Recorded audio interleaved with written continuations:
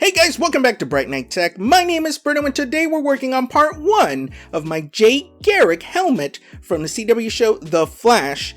This file is from Thingiverse by user John Hopper, and we're going to do our best to make one like he did. I will put the link in the description to this file, but enough talk, let's get started.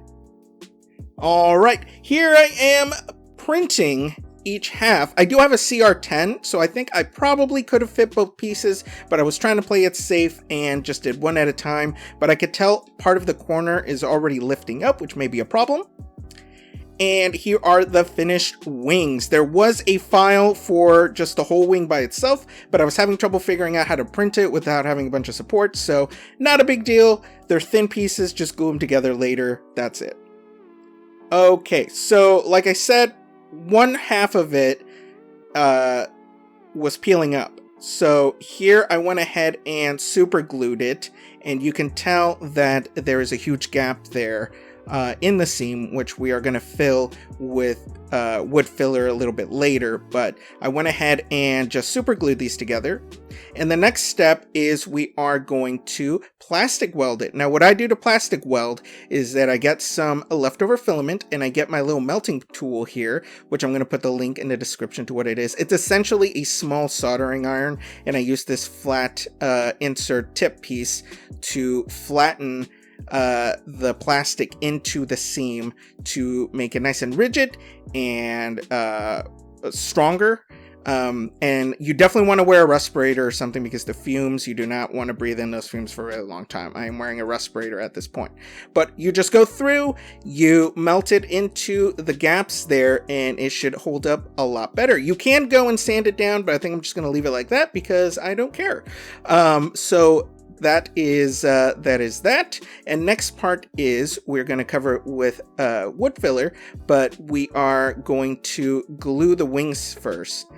So all I'm going to do is just put a little bit of super glue inside, and then we're going to glue them together like that. Super easy. So just a little glop right there. Don't go too close to the edges because then when you stick them together, it'll run out the sides like it's about to right now. I went a little bit too high on that upper right hand corner, and you could tell it's coming out of the sides there, but that's okay.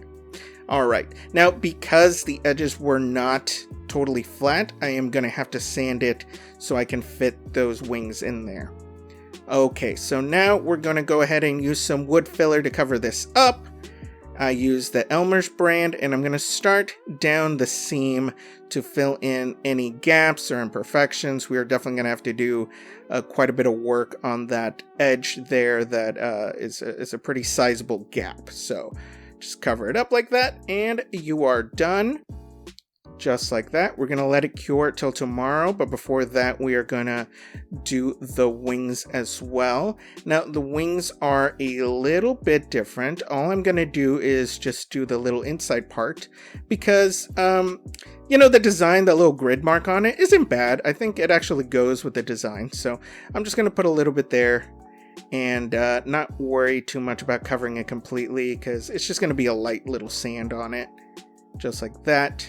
Okay, and then we're going to let these, like I said, cure overnight, and then we are going to do some sanding. So this is next day. As you can see, it's all nice and hard now.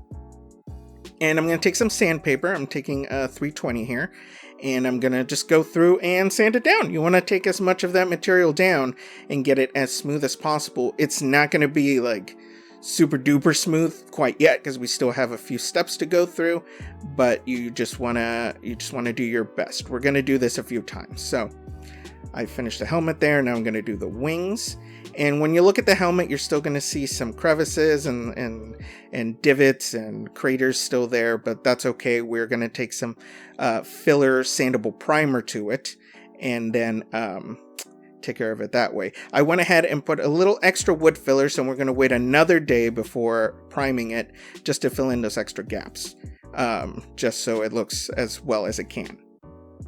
Alright, this is next day. I like to use this 2-in-1 sandable filler primer.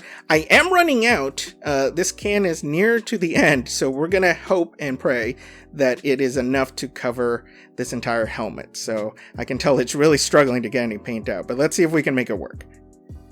Okay, I was actually able to fill in most of it. Yeah, I really had to squeeze it out of that can, but this is what it looks like now. So now we're going to let it dry overnight, and then tomorrow we're going to go ahead and sand it again.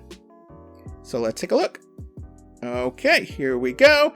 I'm going to take some sandpaper again, and then we're going to go through and sand it, try to make it as smooth as possible. Now, after we are done sanding it like we are now, we're still going to go through and do the wood filler again, because again, there are some craters and some divots that were created. So it's an ongoing process. You're going to have to do it a few times.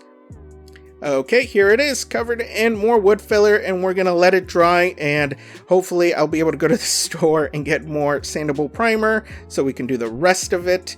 But yeah, so that's pretty much that part. And here is the stand I was working on. This is the same Sentinel Props stand that I've been using.